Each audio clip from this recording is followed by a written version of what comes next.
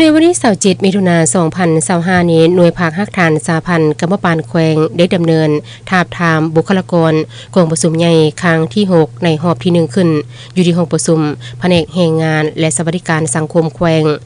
ภายใต้การเป็นประธานและเผยแพร่เอกสารของสหายโกไซสมบัติเลขาหน่วยภาคฮักฐานประธานสาพันธ์กรรมปานแขวง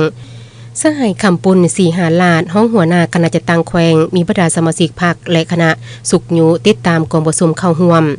เรื่องนี้ก็ว่าเป็นการปรับปรุงภายในพรรคให้มีความปลอดภัยเข้มแข็งและหนักแน่นหาประกันการก่อสร้างพรรคตาม5หลักการและ3ทิศนำของพรรคถูกต้องตามกฎระเบียบพรรคเพิ่มทวีความสามัคคียกสูงความสามารถนำพาและกำลังแห่งสู้รบของการจัดตั้งพรรคเสริมขยายประชาธิปไตยเสริมสู่สติปัญญาความรับผิดชอบของคณะพรรคแต่ละขั้นและบรรดาองค์การจัดตั้งในระบบการเมืองเพื่อกฎกาติราคาการพันขยายนำพาชี้นำจัดตั้งปฏิบัติกองประชุมใหญ่ครั้งที่11ของพรรคกฎระเบียบพรรคแผนพัฒนาเศรษฐกิจสังคม5ปีแห่งรัฐครั้งที่9ติดพันกับการปฏิบัติมติกองประชุมใหญ่และแผนพัฒนาเศรษฐกิจสังคม5ปีของท้องถิ่นขณะการพร้อมนั้นก็กำหนดทิศทางคาดหมายสู่ชนแต่ละด้านแผนพัฒนาเศรษฐกิจสังคม5ปีต่อหน้า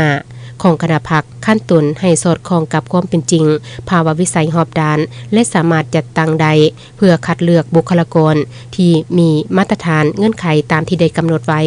ประกอบเข้าในการจัดตั้งแต่ละขั้นในระบบการเมืองเพื่อบุกทะลุการสร้างการหันเปลี่ยนอย่างแข็งแรงและลึกซึ้งของหน้าที่การเมืองในระยะใหม่เพื่อสร้างความเชื่อมั่นศรัทธาของมหาชนต่อการนำพาของคณะพรรคแต่ละขั้นยุ่งแห่งการเคลื่อนไหวเวียกงานรอบด้านในทั่วองค์คณะพรรคปลุกระดมสมาชิกพรรคพนักงานทหารตำรวจและประชาชนบัดเผาเข้าร่วมภารกิจปกปักรักษาและพัฒนาประเทศชาติพัฒนาท้องถิ่นและแขนงการตนให้กลายเป็นขบวนการกวงควงฝุดฟื้นต่อเนื่องเอาใจใส่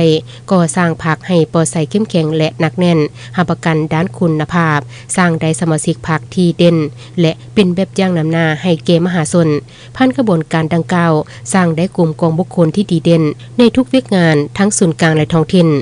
กองประชุมได้ผ่านบทรายงานการเมืองทั้ง2ภาคและบทสำรวจการนำพารวมหอบที่1พร้อมทั้งดำเนินการทาบทามบุคลากรในหอบที่1นำอีก